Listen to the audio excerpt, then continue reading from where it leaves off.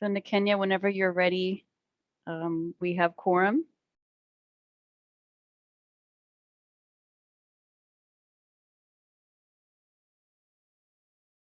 And just let Crawford know if you need some assistance. I know that you said you were feeding your baby, so just let us know if you need Crawford to step in until you finish that.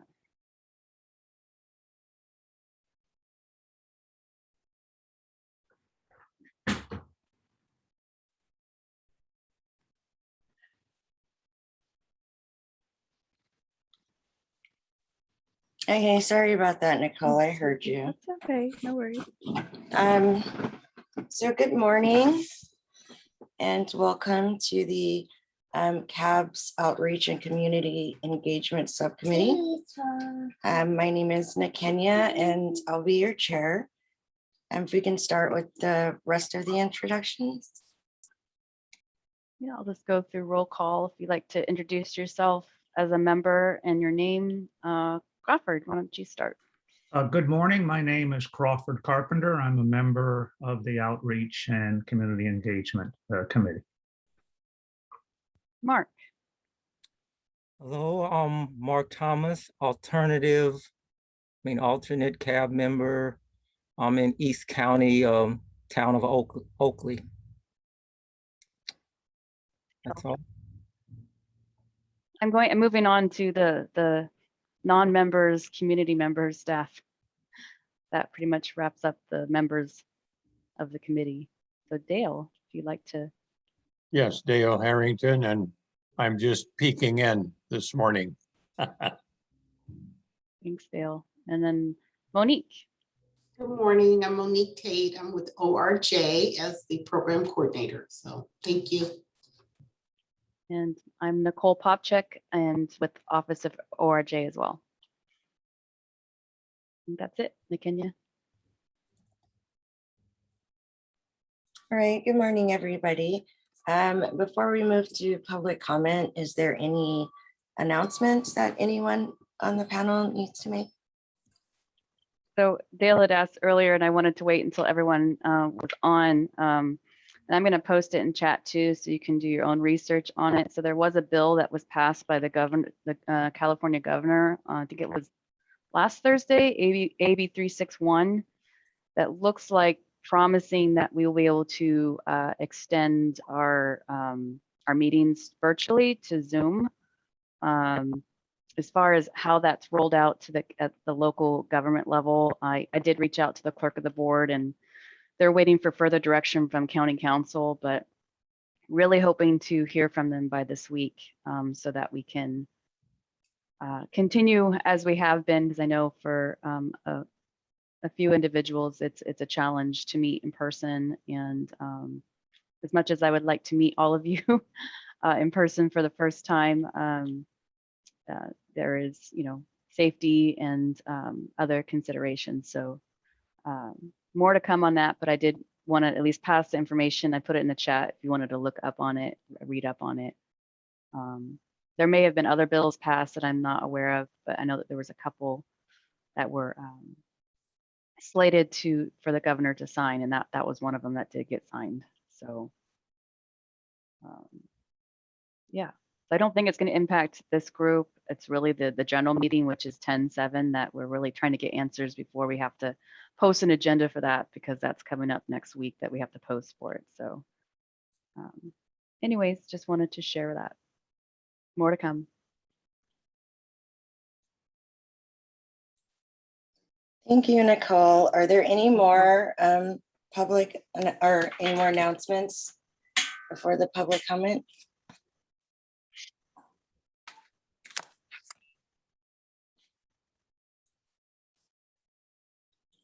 Okay, so we'll move on to public comment. This is for any item that is not on the agenda.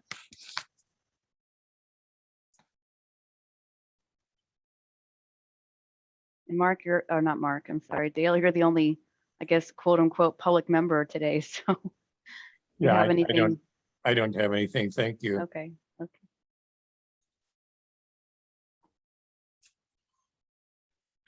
All right, well, up next is moving to approve the minutes from our last meeting, August 17th.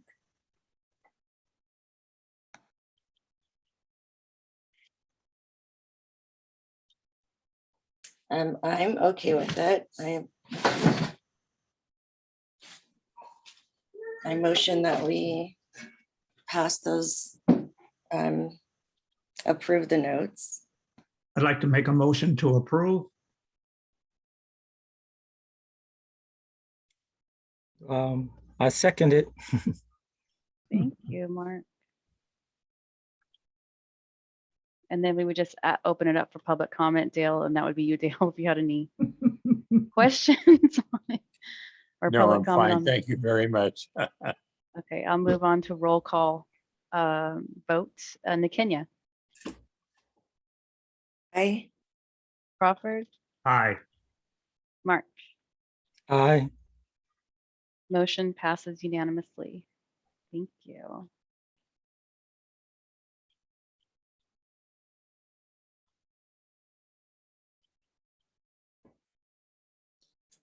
Okay, so the next items on the agenda is standing agenda for membership status. Yeah, so that was a standing agenda item that we, or I, or Jay would be always having this attachment on page 8 to show kind of where we're at with membership right now. And then we can go into the updates. I know, Crawford, that you had and whatnot. But so essentially, as of right now, well, I should say September 15th when I did this, we have a vacant seat, vacant voting member seat for West County. And that would be Jerry's seat. She was actually in Central County, but I'm moving the vacancy to West County since we're focusing on West County recruitment. And the same would be true for the one open alternate member seat that we would want to focus on West County. So that's why you see a vacancy highlighted in yellow there. And just highlighting in red the 3 individuals at the top who will be terming out this year. So the next page basically highlights come January, if nothing changes, with the thought that the 2 alternates that we have, which are on this call, Dale and Mark, would be moving up into those, one of those, 2 of those termed out positions. You can see Dale and Mark here at the top for East County Central. And then now we would have 2 voting member vacancies come January for West County, and all of our alternate seats would be open. So you're looking at 5 vacancies essentially come January 1st. Does that make sense? I know it was kind of a lot of shuffling there, but just wanted to highlight that as we look to recruit, that it may not look like we have a lot of vacancies right now, but actually we do because of the terming out of the 3 individuals this year. So lots of opportunities to grab applicants from West County here. So that's my update. Did you guys have any questions on this specific kind of effective roster for January or the current one? Yeah, so I'm assuming that we still don't really have a plan as far as outreach or, a definitive way to do it. I think it came up for discussion a couple of times, but it sounds like the outreach is pretty much the way that it has been, before we got here. May I comment a second? Yeah, go ahead. Well, I don't know. I have the update items. Should I wait when we go to the update items? Because yes, we do have a plan. Yeah, I So, think that the update might help clarify Okay. what and you can go ahead and go. okay, well, the first update here, you've asked about West Contra Costa County. In the 4 West County cities, El Cerrito, Pinole, Richmond, and San Pablo. Those cities have been contacted, and we have contact individuals, emails, phone numbers, etc. and they have agreed to cooperate with us in getting our message out. So that at least takes care of step one for us in reaching a specific plan.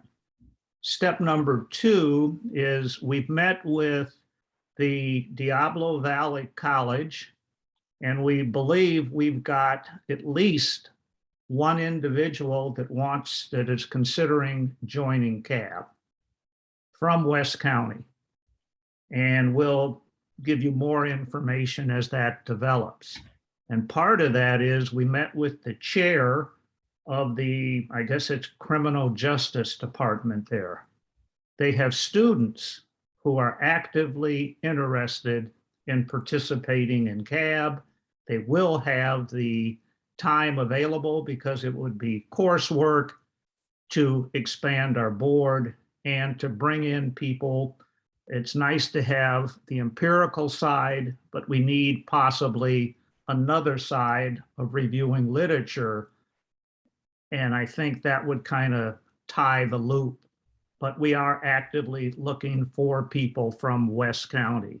So I would say, yes, we do have a plan there. Are there any questions regarding West County?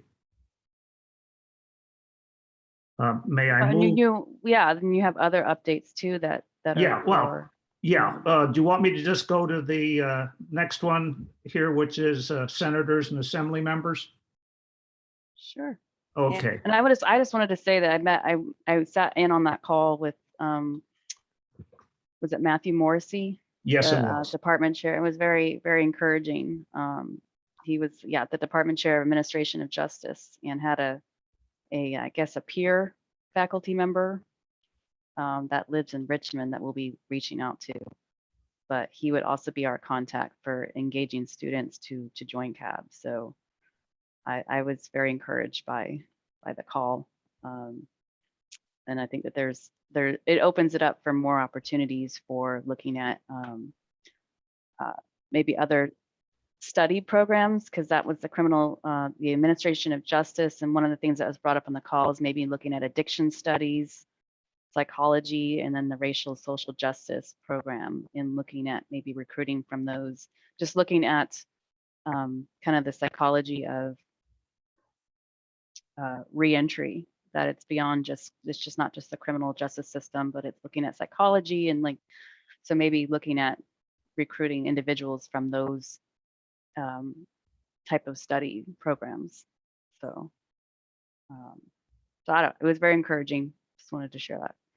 And may I just add, that may be a piggyback to, I think, Mark, you made an outstanding presentation to the other subcommittee about your involvement, and thank you for that, from at least from a standpoint of outreach.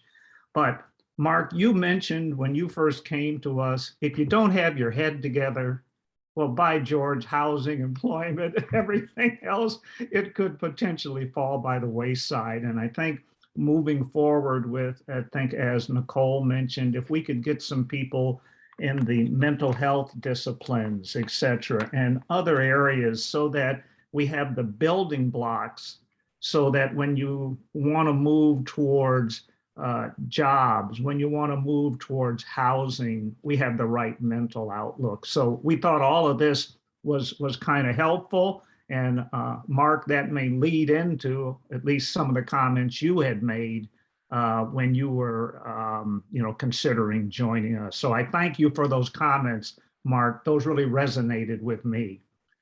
May we move on to the next one for the update on the senators and the assembly members? Sure. There was a list of state senators for Contra Costa County. Every single office was contacted. And as mentioned before, we have now contact people, names, addresses, social security numbers. I'm being facetious there, but we've got detailed contact information. So the Office of Racial Justice can now send our ask to various people. We have that nailed down. So that's for the senators' offices as well as our assembly members. So let's check that off as done. So that's part of our plan. That item is done. Are there any questions there? Let me move then to the next area, update regarding the Board of Supervisor offices. Contacts have been made and we've received cooperation in sending out our message. And more important, one of them sent out the message before we could even get the second message to them. So we want to thank them for, being, so responsive. So again, let's check that off. So we have contacted then the Board of Supervisor offices and they're raring to go. And let me circle back to when I mentioned the cities. Wanted to compliment the city of Danville. Danville, believe it or not only did they give us a contact so that we can send our ask and our messaging to, the lady I talked to there also decided to contact the police chief and to get with the police chief so that he has a citizens police force to get with them to solicit members and to get our message out. So we want to tip our hat to them. And by the way, that happens to be my home city. And I was totally surprised when the lady came back with that particular suggestion. Those are my updates, unless there are any other comments or information you'd like to share. I am done, Nakenya, and thank you. Thank you, Crawford. Does anyone have any questions concerning what Crawford just said before we move on? Okay, so it looks like the next item in the bullet point or in the bullet points are review adjusting language in the cab recruitment flyer. So yes, I guess allergies or weather. So one of the things that I didn't really see anything that that I thought was, warranted for changing. The only thing that could have been added in the bullet points was, like Crawford said, he didn't have any work related to criminal justice, nor any family members that were incarcerated. So maybe, a little bullet point to add, like the selection could be like broader based, you don't have to have those exact skills. But that was like the only thing that I saw that could have been added to it. Otherwise, I'm just curious to know what the issues with it were.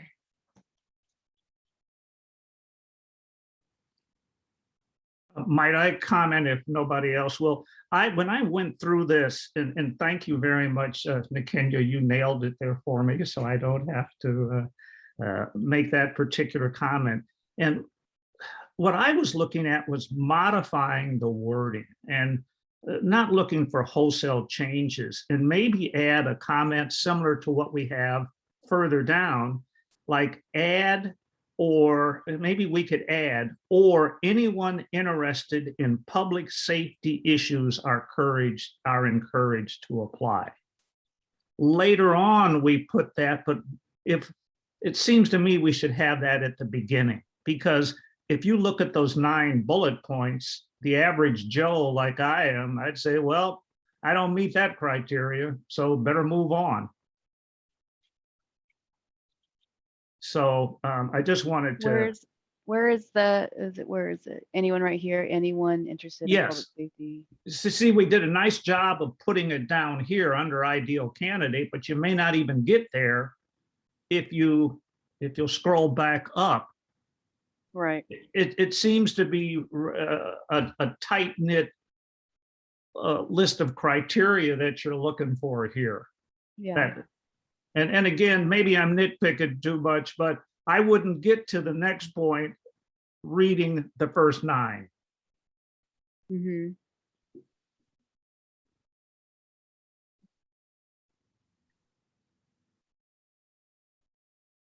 Okay. And again, just for consideration, possibly Mark or Kenya or even Dale, you could give me some feedback, or maybe I missed the boat on that too. No, I do think a bullet point for that would be helpful, because you're right. If you were interested and you're scanning this, you'll think that these are the qualifications that you have to have in order to even bother to apply. And then you will stop right there and be like, okay, well, I don't have any of that, so let's move on. Well, we can add that, but I think it also probably needs to, when this is sent out, that we reiterate it in our communications, whether that's, you know, going to a different committee and making an announcement about our recruitment needs, that's clear. That it doesn't have to be someone with expertise in a specific area. We're also looking for those that are generally interested in public safety issues.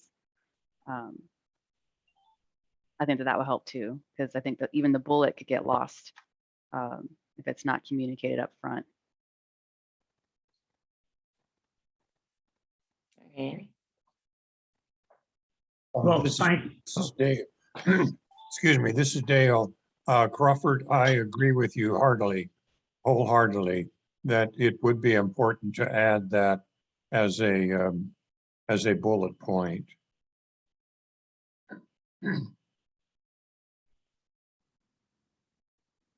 So I'm happy to make that change. I own the flyer creative on this side, so I can, there's already a lot of bullet points on that first page, so we might need to, yeah, I'll try to figure out a way to fit it.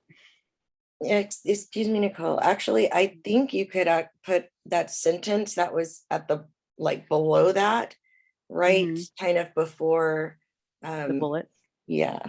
like And right here, like right after expertise in, or no, yeah, like before it, and then like after strategic plans, and then I think it started with also, and then, you know, it went on to just give a little little sentence of like anyone who is interested could apply. So that would be right there. And then I guess it could like transition into the next sentence to make it a little bit more smooth. But yeah, it doesn't have to be in a bullet. Okay. That could Why don't just I be do an like 2 example. versions that are completely different, and then you guys can decide which one I can share it next time. Okay. And so what about the overall CAB inputs?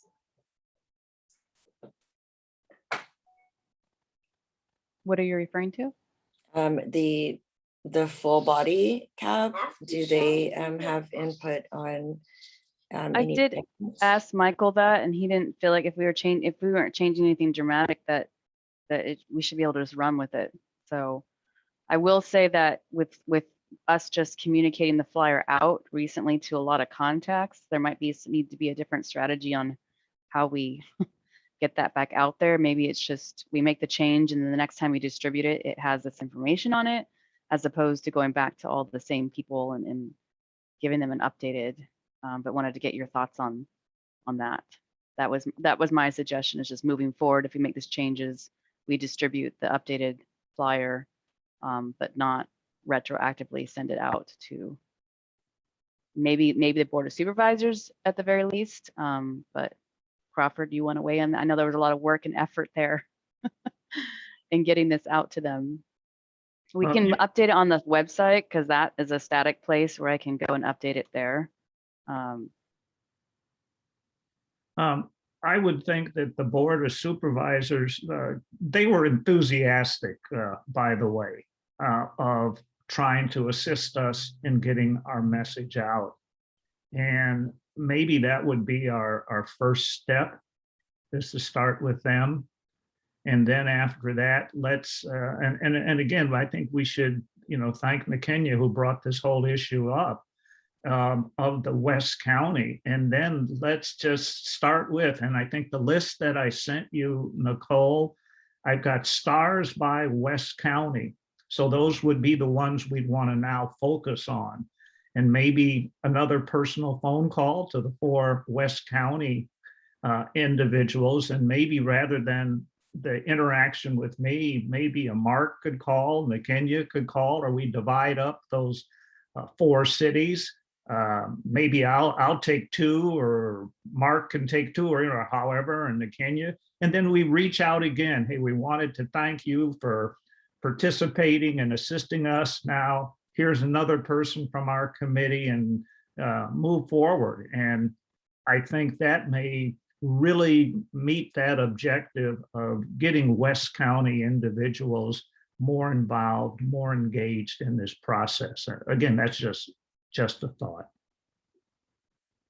I know, Nakenya, you had mentioned social media outlets before, and if there was any update on that end for you as far as being able to get the word out, or is that something that you're looking for direction on? Yeah, I kind of felt like it was opposed. And the reason why I felt like that was important was because it reaches regular people. I feel like the way that CAB seems like it's always been recruiting is within the county or within the system. And I feel like a lot of those people have experience, which is great, but they also have other commitments. And so that could be a reason why, that in addition to like some fixtures in the social way that things are done, could be a reason why we end up losing people. So I felt like, like the Crawfords or the Nakenyas or the Marks, the regular people who are just out there have no idea that this exists. And so that was my point of trying to reach out to those individuals too. Do they know someone who's interested? Otherwise, it just keeps kind of circulating within the same group, pulling the same type of people, and having probably the same issue of, keeping people here. I just thought like a different pool of people would offer more opportunity for them and for us to be able to expand this committee, or not just this committee, but the CAB as a whole, so that there is community awareness and people who are interested, whether they, have criminal justice experience or not, could, show up and try to see if this is a right fit for them. Mhm. Mark, can you remind us again how you found out about CAB? I'm sure you shared about it once or twice. I don't recall how you No, found out. I was just using the internet and looking at activities that were going on in Contra Costa County. So I eventually got to the government website and was browsing and saw that a meeting was going on. So I just joined to listen. And then I introduced myself, and then I think the second time someone asked me, maybe Crawford, whether I was interested in being part of it. So I said yes. And it went from there. Okay. So Excuse me.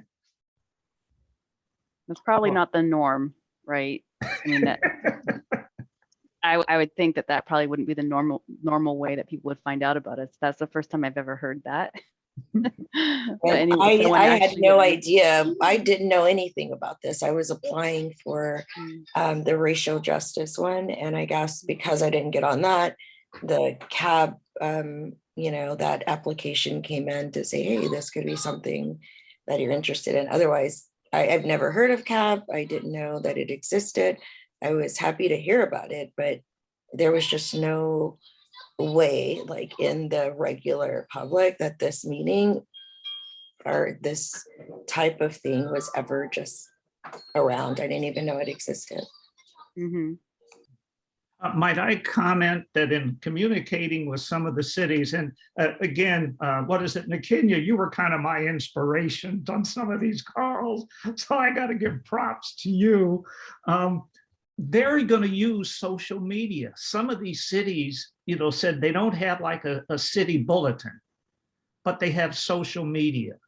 Some of the cities, rather than they don't have a bulletin, but they will post our request right outside of City Hall. So I think we're going to have a variety of approaches reaching out. And then again, Kenya, coming back to your comment, we need some more everyday people. I don't know how to put this other than I've got faith in youth. And I can remember my father telling me, if we get them while they're young, you don't have to worry about them when they're older. And here's our chance to get, hopefully, some youngsters in a college curriculum. And wouldn't that be great, is to bring just some fresh information to us. Yes, we have people that have been involved in the criminal justice system. Yes, we have people that are with CBOs. But what about having some younger people, some other type of blood? And then take a look at our group, and it's all about a blend. It just seems to me if we could get this other section involved, we've got one heck of a blend of individuals who have the ability to communicate and to provide information to us. So that was my thought process. So hopefully we can move forward with that. Yeah, I'm excited. Okay, what about distributing information through some of these community organizations that we often get presentations from?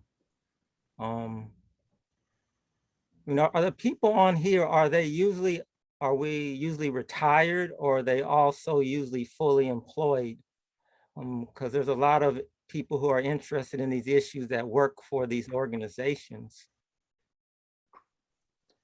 I would say it's about, at least from managing the roster, it looks about half community members, with a mix of those that have been touched by the system, the criminal justice system, and those that have not. And then the other half are community-based organizations, representatives from community-based organizations that happen to actually have a contract with the county on the services that they provide for reentry with this population.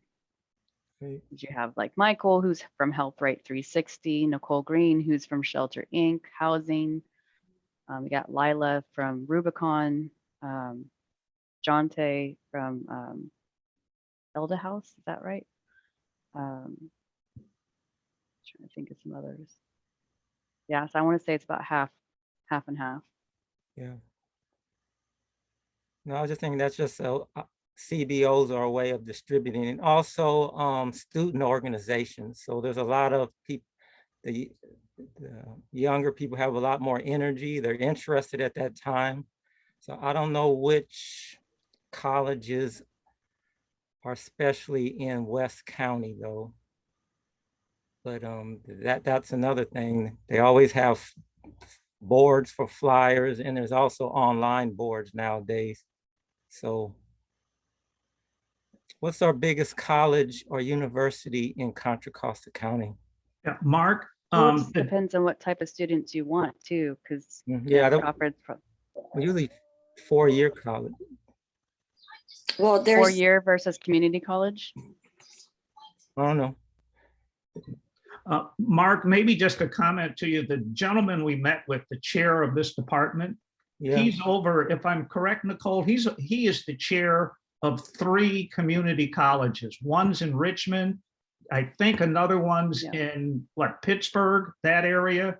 And he's, I guess, headquartered at the one in Pleasant Hill. Yeah, So it's the Contra Costa College community college system, and they have Yes. LMC, Los Medanos in Pittsburgh, the Diablo Valley College in Pleasant Hill, which is the largest campus, and then Contra Costa College that's in Richmond, and that's all collectively kind of under one district. So I would say that that's probably, and that's why I was excited about getting in touch with Matthew Morrissey, because that's huge. That's a huge, I know I went to community college, and a lot of individuals that graduate are just not ready for a 4-year, and they're not sure what they want to do, or they can't afford it. And so they go to community college to kind of start their college career.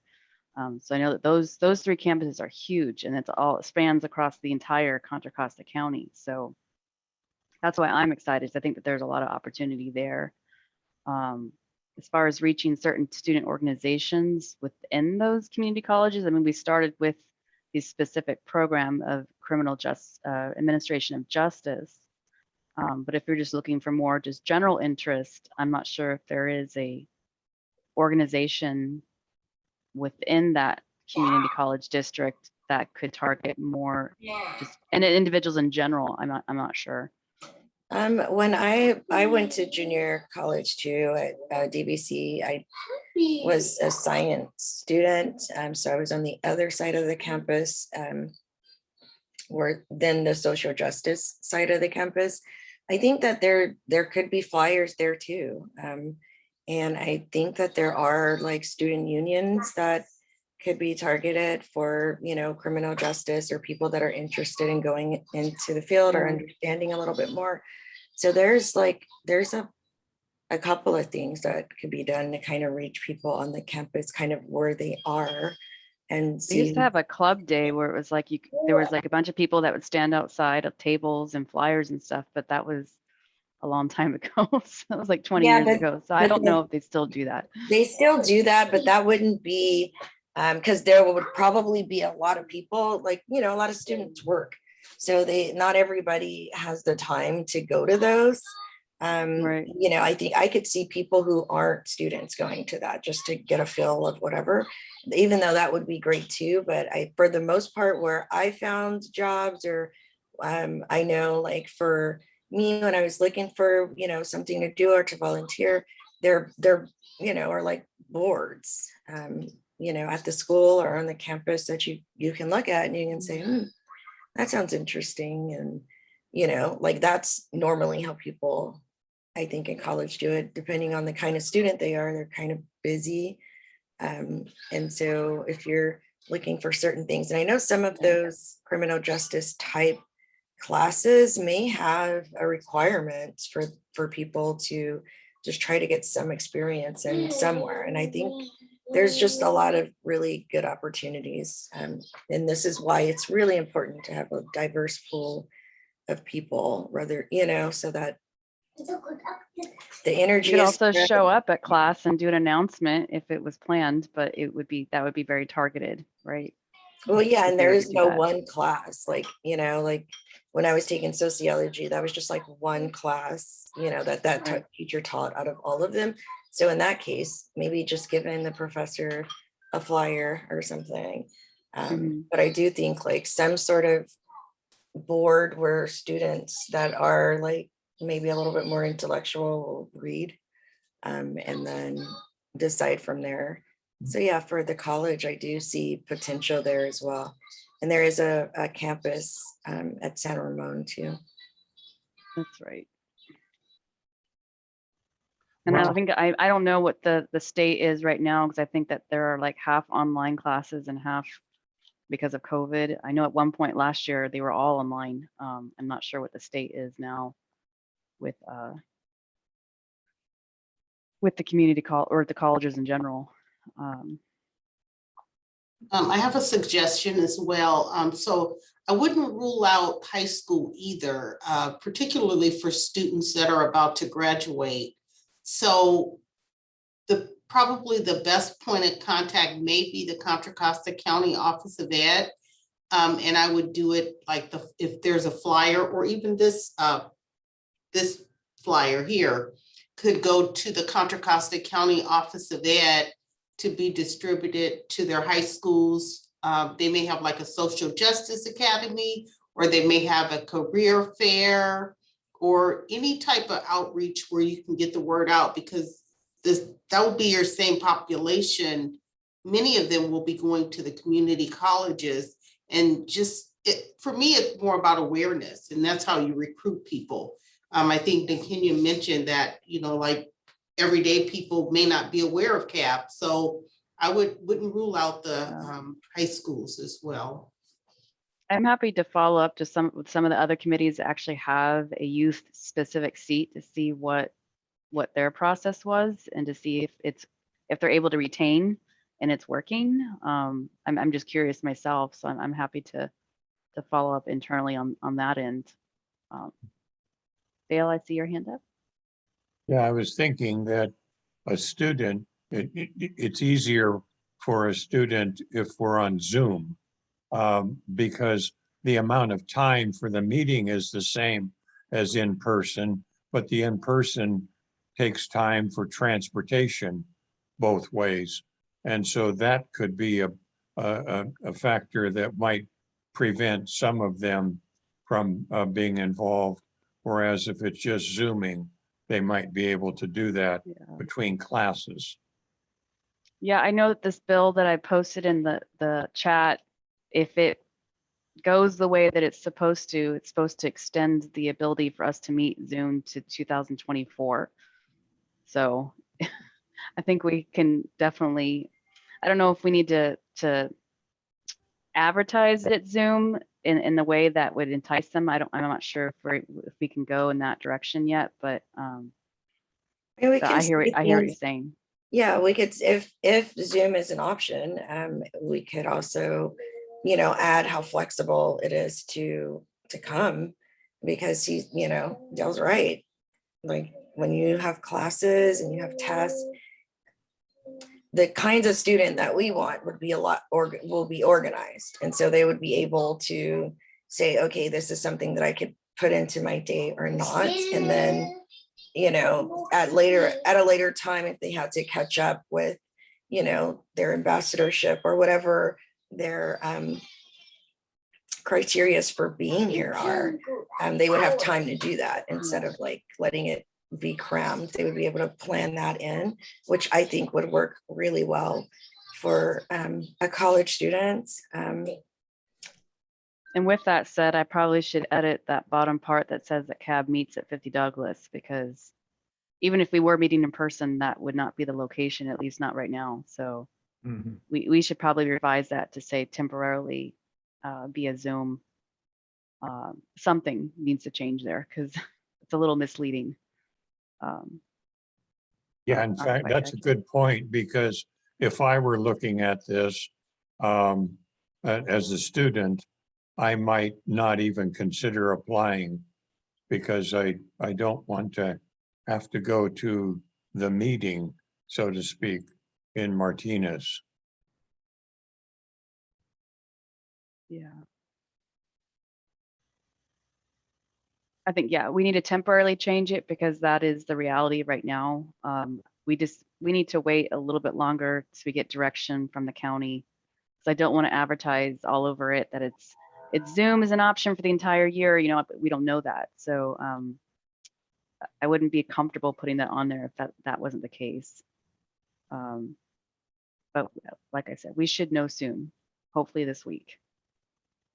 But I think that's a good call out, Dale. And it's not just true for students. I think it's true for adults as well. Yeah, we definitely have to plan our day and plan our time. And sometimes these meetings, can run into different things that you would have going on with school or whatever. But that's why I think like targeting kind of the more organized students would be beneficial, in my opinion. Of course, everybody, but when it comes to kind of like having people, here and having them stay here and hopefully keeping them interested. I really feel like that is a huge portion of the other half of why people are leaving. I mean, it's not like an entertainment thing, but I do feel like we need to, I don't know, like zhuzh it up a little bit, I guess, if that makes any sense. So are we don't saying know. that we want to go beyond community college, that we also want to open it up for other Yes, we should student have body types? Do you have a- examples like UC Berkeley or a like diverse, Cal East Hayward or something like that? Or and just regular community people. So you should have all of that. You should have a way to reach them at college. You should have a way to reach them, little advocates in the community. Like, what about some of the unions? Like there's some labor unions, or what is it, like trade unions in the trades or something like that? From an education or an employment standpoint, we can follow up with the workforce development to kind of get a sense of maybe some of the jobs that are being offered that are I forget what the term is, but they accept applicants that have a record, right? To give them the opportunity to get employment, have that second chance. I don't know if there's a specific type of industry that tends to lean in that direction. If it's the trades, or because there's some people that go into trades and vocational schools and not college, right? So just wanted to make that call out. Dale? Dale? I just wonder if we do have requirements for attending meetings. And so I wonder if at some place people need to know that if they are going to be involved, they are required to attend meetings. Because you don't Yeah. want to continue having the problem of not having a quorum. And I think that goes into our next bullet point. Whenever you guys are ready to get to it, is the application and interviewing process, is making those points clear. But I don't want to go there until you're ready. May I just interject 1 second? Can you scroll down? We have a section here on here on the commitment. How long is the commitment right there? Might we take a look at that by saying this is our commitment, and maybe give some bullets? I think Dale, perfect segue into this. Maybe what we would want to consider is, because we say, how long is the commitment? Maybe a short sentence on 1 year, what we have here is fine, but we want to talk about the importance of attending meetings, and maybe some comment in order to achieve quorum, that it's necessary. I don't know what the wording would be, but I thought at that particular bullet point or section, if we could put something there. And my terminology was, this is our expectation of commitment. Right. Or just something. I'm grasping for straws here, but we need more meat on the bone there, so to speak. Yeah, but Sure. I mean, we don't want it to be. I don't want to too scare them away either. Yeah, hey, that's what I said. I don't know. I mean, like, I understand, like, the term, like, ultimately the terms are for 1 year, probably could be, but it says in the, in another portion, when the meetings are, like they're once a month. And yeah, I would have appreciated knowing. I think we did kind of talk a little bit about it, but I don't know how I missed it. But like the subcommittee requirements, I don't know, did anybody, Crawford, did you know, once you became a member, that those subcommittee requirements were there? Because I can see that being a hindrance, especially to a student. That's not If really they clearly have- defined in the, I don't think in the application or the flyer, that it's I not think just it a is monthly meeting, In the it is a application. requirement. Yes. I think when we get to the application, you'll see it's right in there where they talk about it. It's kind of the fine print, but it's there. Yeah, it's lost though. Well, then maybe what you could do is put it in bold print then. Yeah. Well, again, we're not there yet, but because I saw that part, I said, well, gee, they listed here, but yet when you go back to the flyer, we kind of let it slide a little bit. So maybe there's a compromise somewhere here. That's all. Yeah. I don't know. I have never been on a board myself, and this is the first time being engaged in a board, and I'm happen to be staff for it. But I would think that I would know that there's definitely a level of commitment there.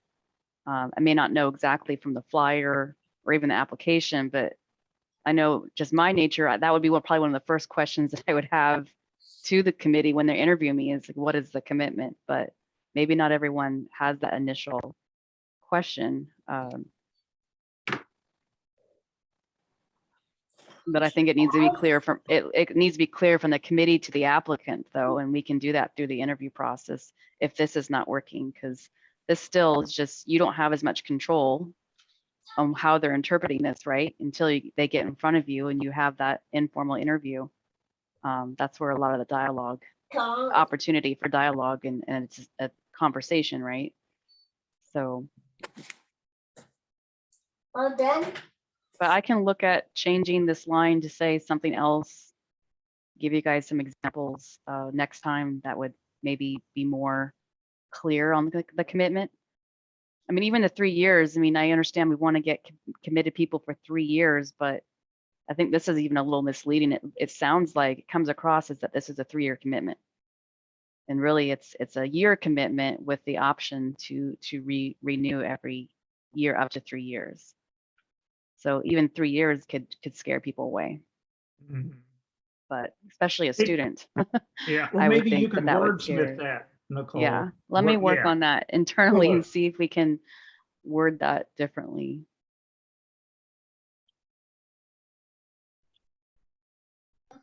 And I do have one more thing to add, then we could probably move on to the next thing. Something that we could probably put out there for some ideas is the transitioning when it comes to like people that are leaving versus the people that are coming in, to kind of help the new people transition. So some sort of like structure in having that around as well. So that, you know, more That's can supposed to be the retreat is supposed to do that. And if it didn't do that last year, then that's definitely something that we need to address. I think that was like my first or second weekend when I did that retreat. Yeah, me So I have a too. lot more knowledge now as far as how you need to be onboarded. And so I definitely have a lot of input there when we go into January's retreat on onboarding, just how you guys as chairs run your meetings. I don't really think that we really went into that too much. Yeah, but we spent like hours there. That was that was very impact, you know, like there was a lot of information given over what, a couple of Sure. days for a Sure. few hours, you know, so I think it would get lost anyway, just because of the sheer amount of information.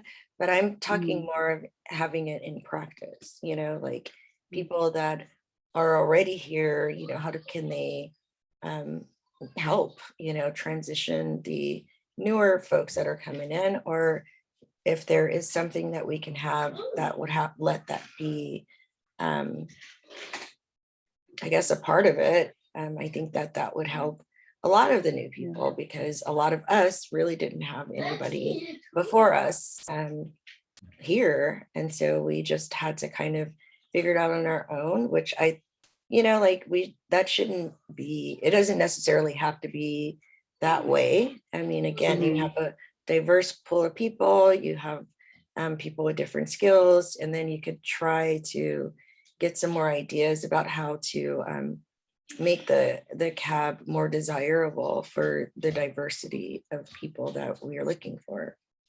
And that was just kind of a thought. I don't know if that was.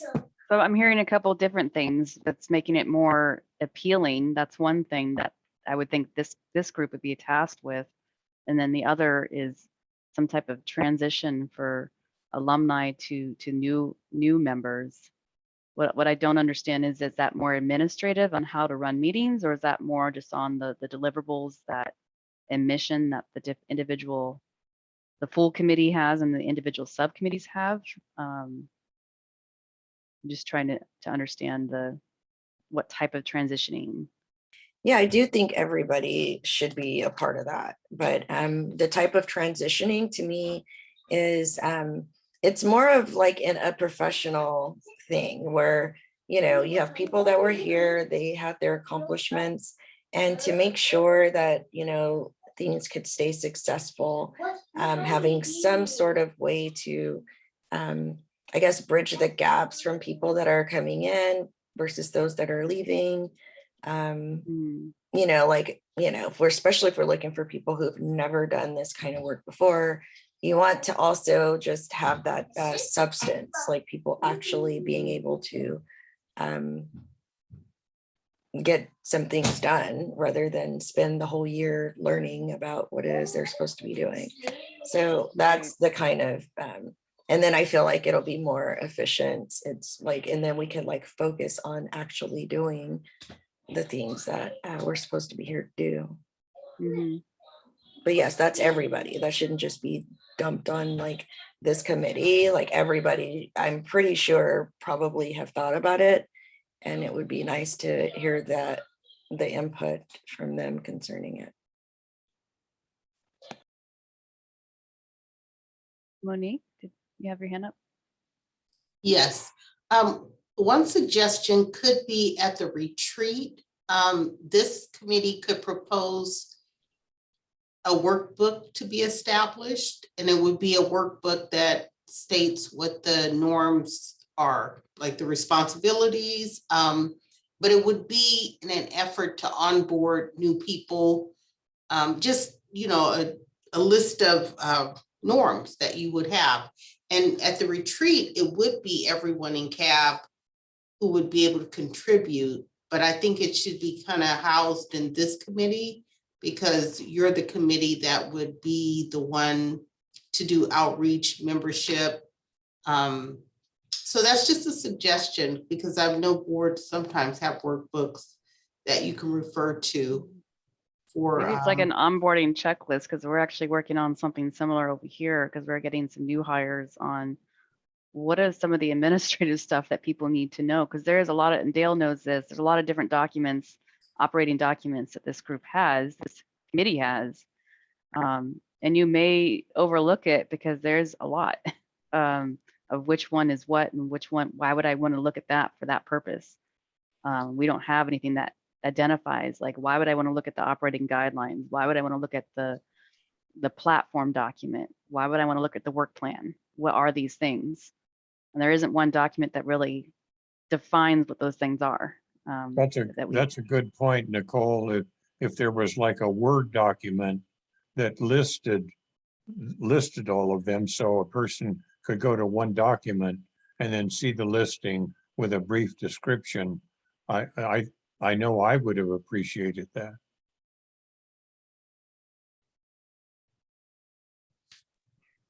I still think a visual too would be just as important. Like reading it is one thing, but actually seeing it in practice is something else.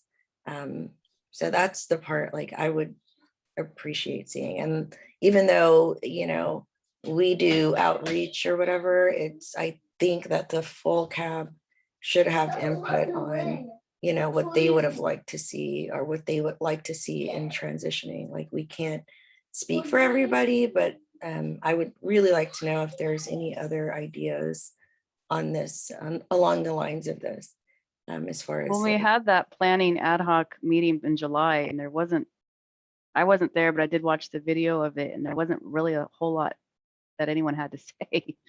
I was expecting a lot more of people opening up, and maybe they just didn't feel comfortable, but it was asking kind of similar, or at least Michael was trying to get a sense from the group, like what do you need to onboard? Like what are your challenges? And there wasn't, I don't think there was anything definitive to run with as far as making changes, or so maybe we just need to continue to ask or ask differently. But as we look at, you know, the next, so January, February is when that retreat is, it'd be great to have some input to revise that either retreat or another forum to, we have CAB chair, we have subcommittee chairs. Is there another liaison, that word of like someone, the mediator that can be kind of a go-to person? And I feel like the officer positions, that's what that is. But is there another type of role that we need for someone to kind of do orientation or something? Or yeah, and you have us too as staff, so we act as that as well. So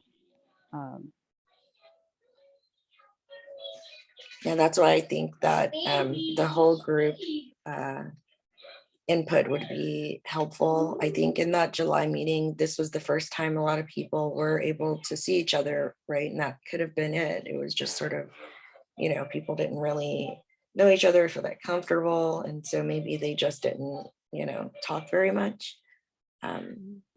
But yeah, I think maybe mentioning it will put the thought in some people's minds, and ideas could flow from there. I don't think that it should just be like what me deciding all of that. I don't even think that's Sure. realistic. No, I don't either. So let's at least agree that ORJ will work with for the general meeting, maybe the next one, 10/7, or I think November 9th is the November one, of some type of action to get, whether that's offline, doing a survey, or some way to get input. And maybe a survey offline is valid. Maybe people are more comfortable giving ORJ their input as opposed to a public meeting. So we'll work on some way for people to provide input.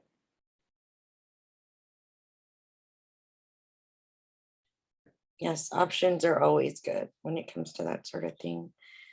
So is there any more comment on that subject in the issue of time?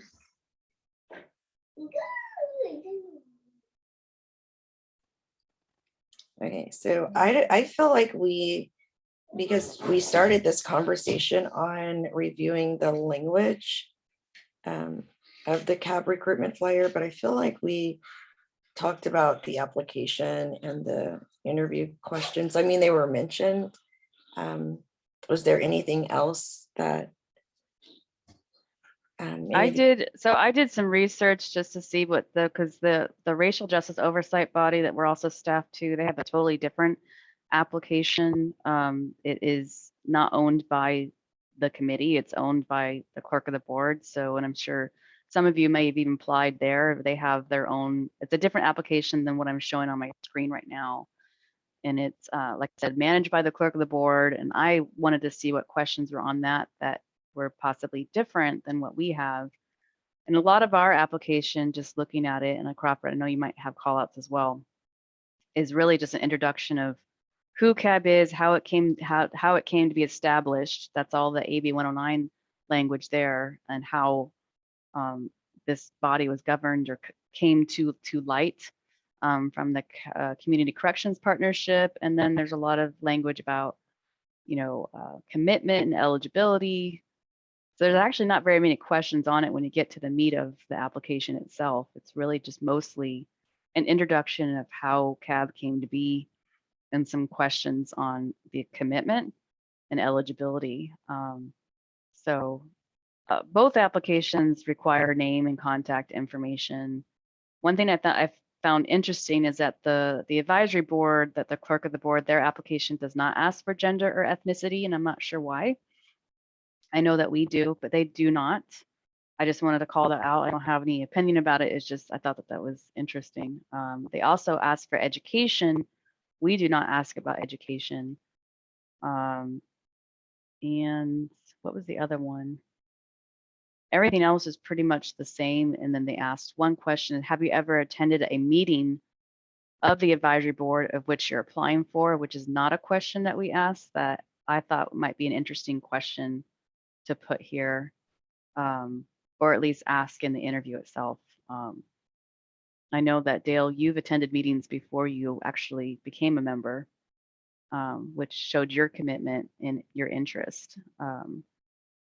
But is that a question that you want? Does that answer that question make you feel that the applicant is more qualified if they were attending? I know that is a question that they asked at the PPC. For other bodies, not this one. That was one of the big questions that they asked. They let everyone give their spiel about who they are and why they're interested, and then they ask, have you attended any of the meetings? So something that this group might want to consider adding that question. But other than that, it's pretty similar. So just wanted to share that.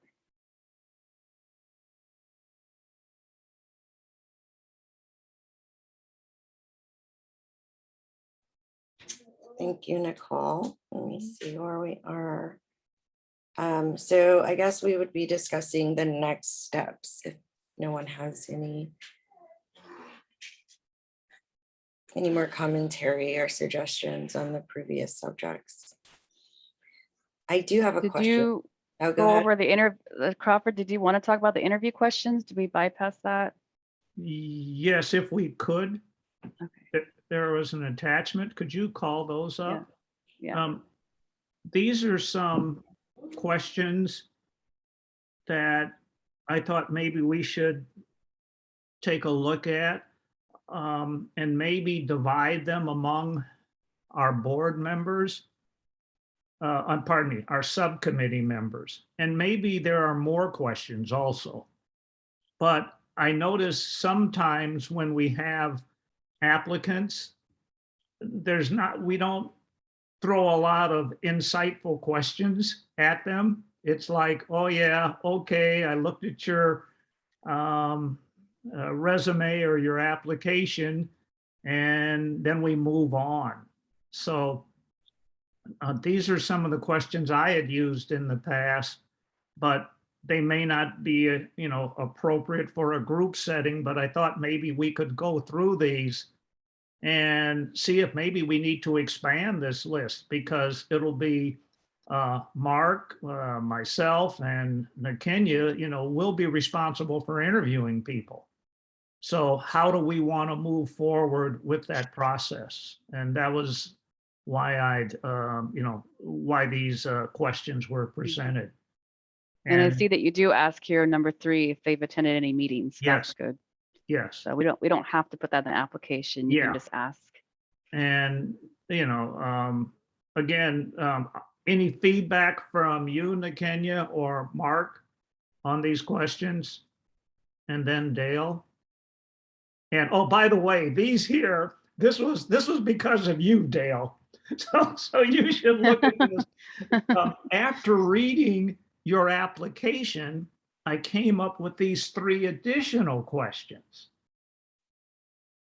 And that may happen to us because, yes, we can have our standard questions, but if you read through the applications, you may then come up with additional questions. So that was the whole point of leaving a section, and I just titled it Questions Tailored to an Applicant Based on His Resume. Yeah, I was very impressed with the questions you asked, Crawford. And also in the page just above, if you could go up, there was one that I thought was really meaningful, and that was, let's see.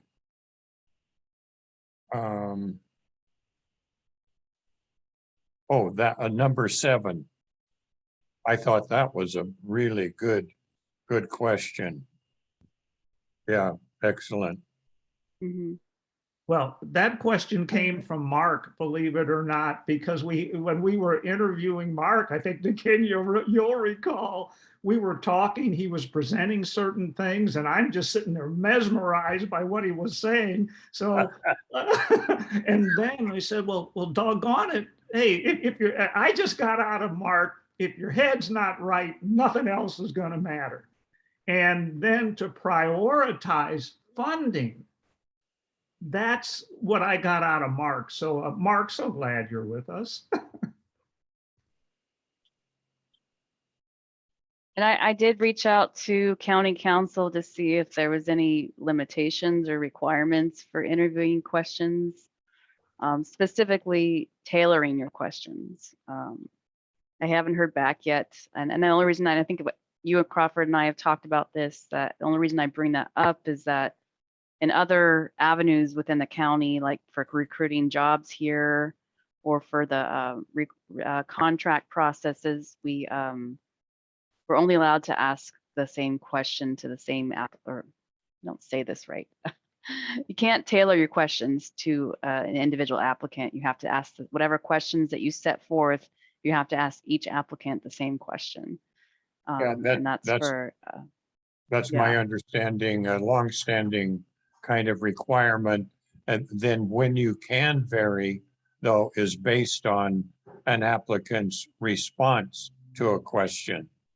Then you can ask, some further questions, but at least you have to ask the same basic questions. Right. So, yeah, I was just gonna get clarification on that, but I didn't see anything in fine print in the handbooks that we have, um, but I think these are great. How does the subcommittee, how do you react? Could you think of some more questions we want to add? And then maybe going forward, you know, or maybe, again, I don't know what the protocol is. Should the chair start first with the questions? And then maybe the chair does 3, Mark would do 3, I would do 3, or, you know, however we would want to do it. Or would Mark do 3, I would do 3, and then to summarize, then the chair, Nakenya, would do 3. Is there a recommended approach or suggestions on how we might want to do that? I personally liked how we did it. Some people were more observant while others were really engaged with the questioning. Some people didn't have any questions to ask. They felt okay with what they heard. I think that we should leave it a little bit more versatile rather than like structuring it in the way where there has to be like extra. I mean, if, you know, people don't have any questions, then they don't really have any questions. I thought we were able to ask our questions. Well, there's like those questions, like just the general ones, but when we're talking to the applicant to have our own kind of, I mean, we would have tailored questions anyways, like based on the experience or Yeah, and that was just my follow-up to the county council to make sure that there wasn't any hard rule that you couldn't do that. I don't see anything that I just looking at and observing some of the other larger boards that do this, they don't have a lot of questions. If you've ever sat in a CCP meeting or a PPC that's doing interviews for like the JJCC and some of these other bodies, they pretty much just say like, this is your opportunity to speak, tell us about yourself. And then like, then I think one of the questions will be, have you attended any of the meetings? And then that's it. And then they vote. That's really the interview right there. But yeah, I think we're doing a very thorough job, more so than some of the other committees that I've seen as far as interviewing. I throw out maybe a 10th question. Maybe we're not even going to use this, but what about their commitment to serve? Remember, how do we wordsmith this? How do we get the right terminology so that we ask them, what is your commitment to serving, to meeting our quorum? There's got to be a way, because it just dawned on me, we haven't, you know, should that be one of our questions? Crawford, I would think you could say, are there any circumstances which might prevent you from attending all meetings? Oh, perfect. Darn. Because there could be Circumstance. something that, you know, maybe just one meeting, and that might be okay, but at least that gets them thinking about the importance of attending meetings. Perfect, Dale. yeah, we would need to state that then in somewhere in where they would be reading before they apply. Because right now, I think that, I mean, the only thing there is how often the CAB meets. So that could be misleading. It's like, oh, okay, it's just a once a month, whereas they're required to have a subcommittee meeting as well. And then the ambassadorship, like there's going to be time taken out of other areas. I guess we don't have to like rub that all in, but I think giving them a heads up before you just ask them that question so that they could be prepared for it. Yeah. I But if think they don't know what all meetings are, if it's not clear that they have to join a subcommittee and join half of the CCP meetings throughout the year, as well as the general meeting, they don't know what you're asking, right? As far as all meetings. So whether that we need to make that more clear in the application or the flyer, or have that part of the conversation in the meeting and at this informal interview. I don't think that that's been made clear. Because I know that I've shared it to this group, the full body, and not everyone was clear that they had to attend half of the CCP meetings. It's in the operating guidelines, but it's not really communicated anywhere else. So those are quarterly meetings, so that's only 4 meetings a year. So that's what, 2 if you have to do half, but still, it's just making it clear that what the commitment is.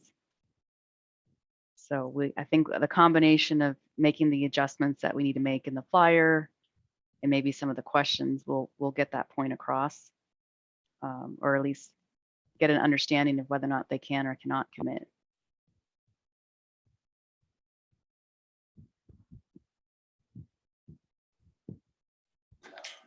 All right, so if there are no more comments on the wording for the interview questions, we would be moving on to our next steps.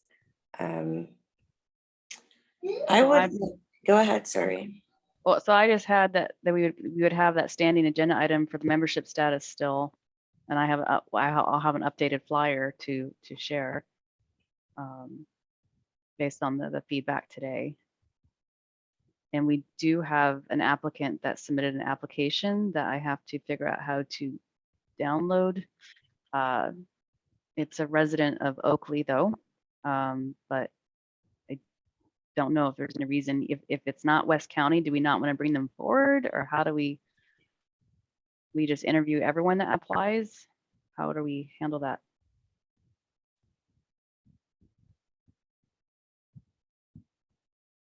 Are you asking me? Asking anyone. If our Okay. focus is West County, are we to not interview people that are outside of that region? Yeah, I don't have an answer to that. I'm not exactly sure how again, I would need to know how things. Oops. May I suggest that we've got somebody already, as Nicole said, an application, but it's not West County. We potentially have, or we can get 2 or 3 people in the queue with 1 phone call from West County. I would think we want to maybe be aggressive in getting some people from West County to at least see if they'll apply. If they will apply, then we have the option, depending on if they pass the test or the interview, of saying, okay, we have a West County, so we know that's our priority. We also have this other person from East County. So therefore, maybe we have to lean towards the West County person, but yet we put the other individual in as a potential alternate. Because I can, I can make a call right now and let's get this thing moving for West County with our contact, Matt, Nicole, and with the email you sent this morning. So if we kind of rock and roll with this, maybe that can assist us in our West County issue. And then I have basically on here that I want to be able to have an interview next time around. So that would be, okay. Let's get some applications in. Perfect. We have to do a posting for the next group, or for the next meeting. That's 10/19 on Wednesday, 10/13. Okay. So let's push hard to get applications, as many as we can, so that we can have invite them to come to interview. Okay, then. I think that should be the sole focus next time. That's just because we don't have very much time before, because we get to that'll be our November meeting. And so if we find somebody, we'll be our action item will be to bring that to the full cab in November, right? So just looking at how these things timed, right? And then we have to get the approval in November and then push them off to the CCP to get final approval in December. So this is the time to get some applications in. We can always have a special meeting, but I highly recommend that we push hard on getting some applications in the next couple weeks, and in any and every direction. And ORJ is here to help support that. So I think that that's going to be probably the focus here. Okay. And Kenya, you had other things you wanted to add? Yeah, I don't think that they are exactly along those lines. I apologize. I don't know why my computer just cut out. I think Mac and Zoom aren't necessarily friends, but I was wondering about the ambassadorship. I know that that came up, but that's kind of like something that I thought like was kind of it defined the whole committee to have like some sort of. So we have the talking points now approved and amended from the last general meeting. So it's upon, it's just being held up a little bit because we need to edit the email template that we're going to distribute for everyone to use to invite their department heads for a meeting. So essentially we need to package it with a little bow.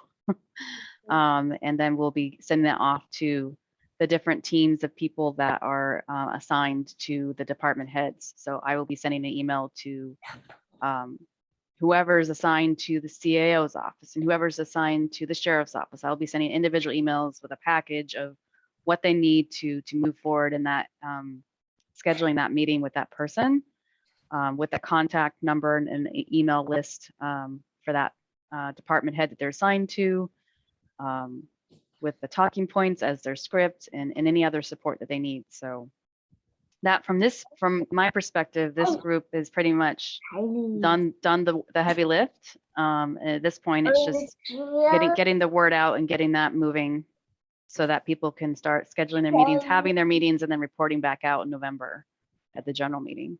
That's kind of where that landed. So we're expected to, you said report back in November?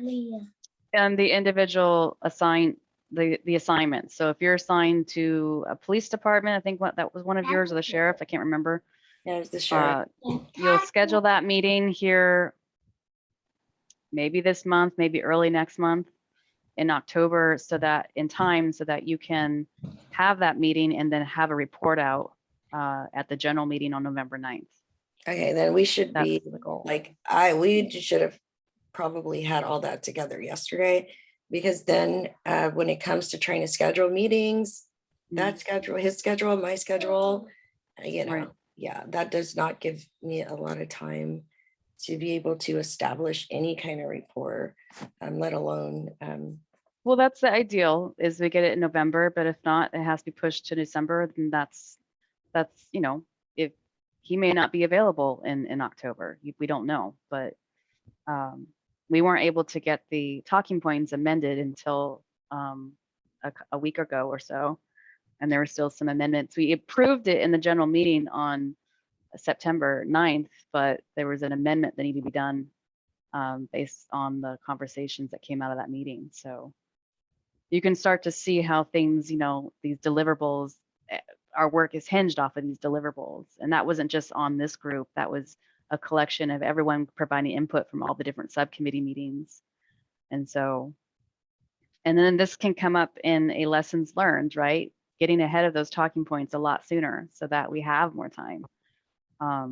But it was, I think, a challenge for some of the people that were new, that didn't understand the process. I was new myself, trying to understand the process. So in retrospective, yes, we do need to get ahead of that sooner, and get a better sense of what is the CAB's talking points for the year.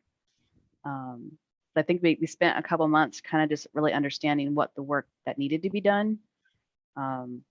And that's just the nature of people that are new coming on board, new staff on ORJ. So there's definitely opportunities to streamline the process so that we can get ahead of things.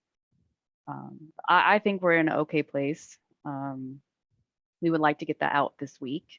And I think that gives everyone enough time to at least get a meeting scheduled for the month of October. It may not be a report out in time for November 9th, but at least a meeting scheduled for October.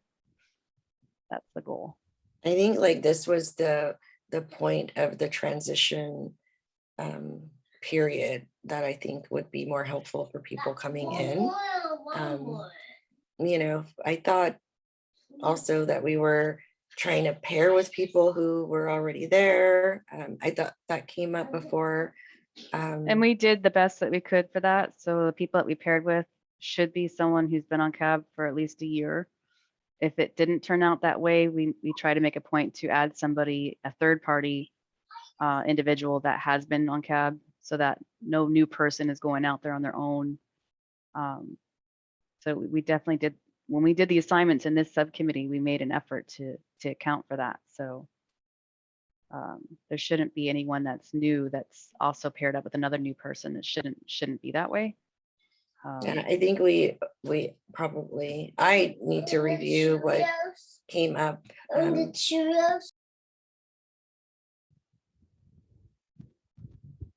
need to review how you put it. Like, I know, you know, where we were named in certain areas, but I thought like there was more, you know, with the other people. So that I'm not clear on that. Well, that's solidified, so we're not changing that. I mean, I'm happy to share with you your assignment and work with you offline on that, but that was part of the meeting that we had yesterday with the group, is that we did review, you know, kind of packaging that up together. So there wasn't any changes to that, unless the assignment that you have is not going to work, then we'll have to talk offline about that. But we can't at this point make any changes to the assignments because we have to get this out this week. So it sounded like what I'm hearing from you, that you wanted to re-look at the assignments, and I can share with you what we have, but I just don't want to get into shuffling that anymore, because people need to start going out, like you were saying, we need to get out now. There isn't much time to delay on that. So Nicole, I tend to agree with Kenya here.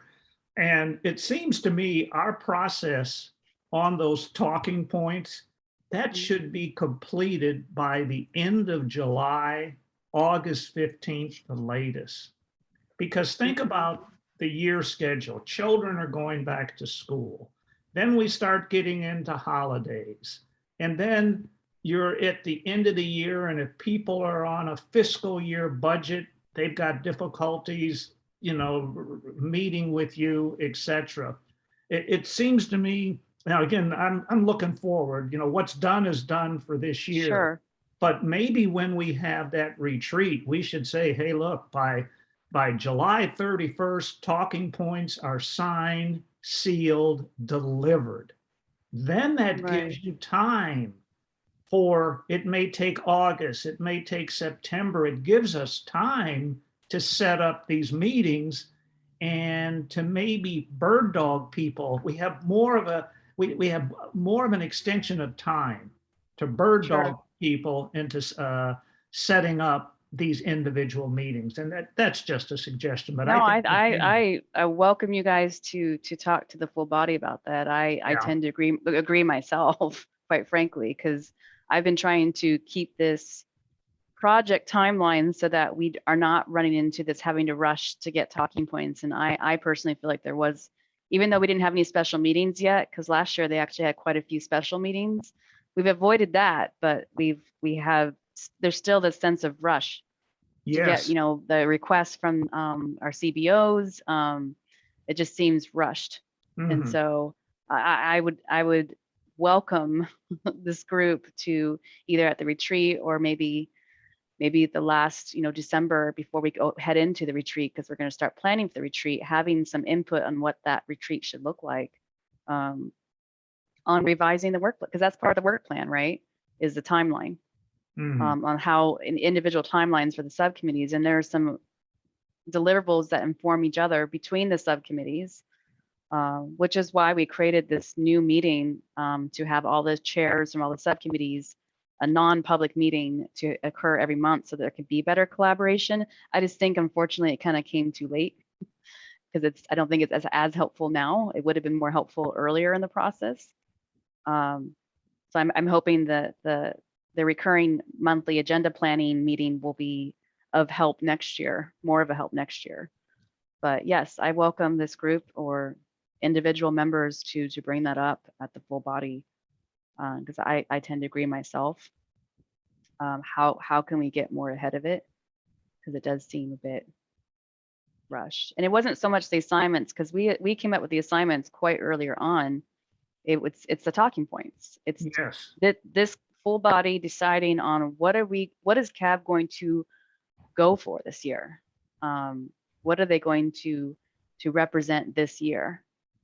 And that it took a while to get there. And so one thing to keep in mind is, and this is a conversation with programs and services, because they have a survey that they're going to be putting out in April to get feedback from all of the community-based organizations and departments that get AB 109 dollars on how their programs are going. And I believe that is to inform some of the talking points.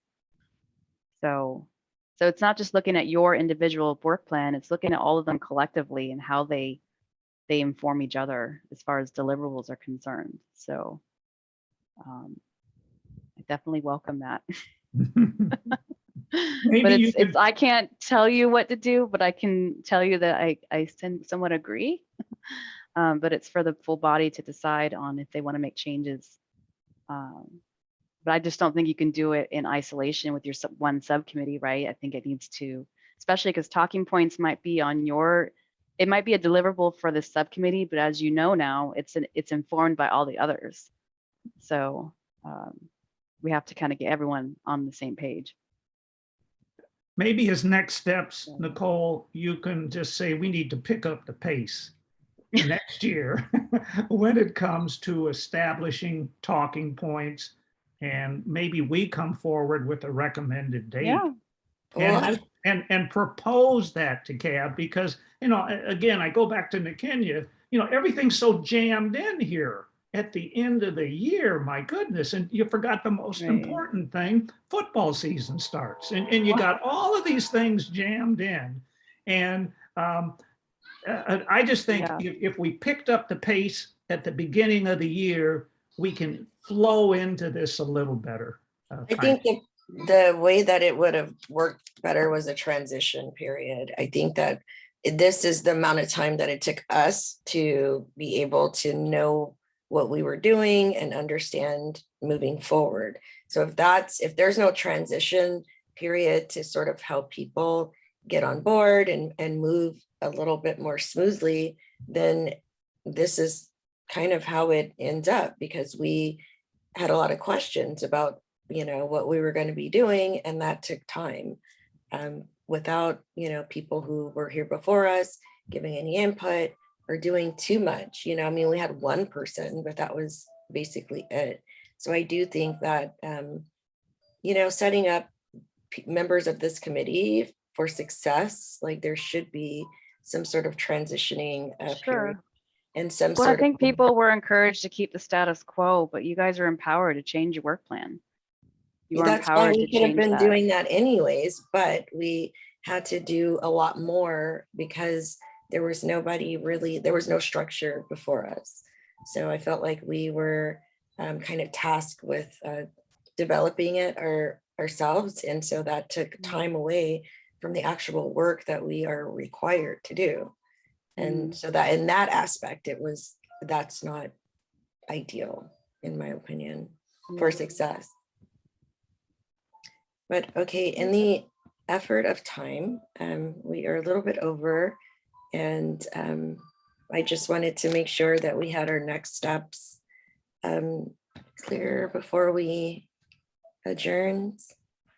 Yeah, so I have that we're going to review applications. That's the goal. That would be an agenda item. And obviously to do that, we need applications.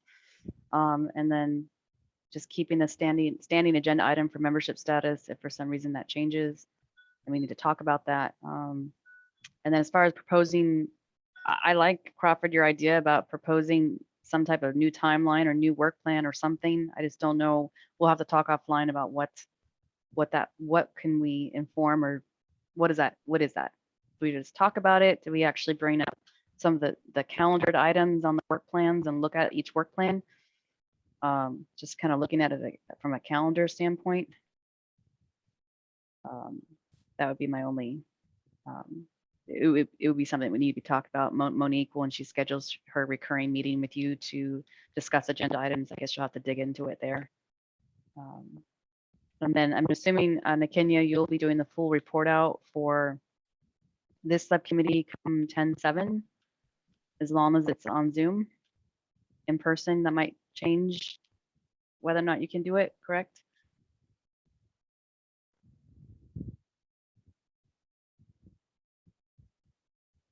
You're on mute. Can you hear me now? Yes. Yes. So once we know where we're headed, then I think it will be easier to plan the next steps. I think it sounded like it was definitive from the last for the full CAL meeting that everybody was going to be meeting in person. But it sounds like there were still some concerns, which so once we know, I don't. Okay. We'll regroup depending on whether it's in person or Zoom, who can do the report out for this particular meeting. Because you have that full report out for outreach on the general meeting. So we'll regroup on that. Since we don't know yet about in person or not. Yeah, via Zoom, I could do it, no problem. Okay. So that it sounds like, are we those for now are our two next steps? Yes. Okay, so I guess we could move to adjourn this subcommittee meeting at 11:36. Thank you, everybody. Thank Okay. you. Thank you. Bye-bye.